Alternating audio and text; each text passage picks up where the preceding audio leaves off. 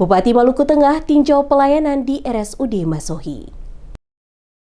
Bupati Maluku Tengah Zulkarnain Awad Amir melakukan kunjungan mendadak ke Rumah Sakit Umum Daerah atau RSUD Masohi pada Selasa 27 September 2025.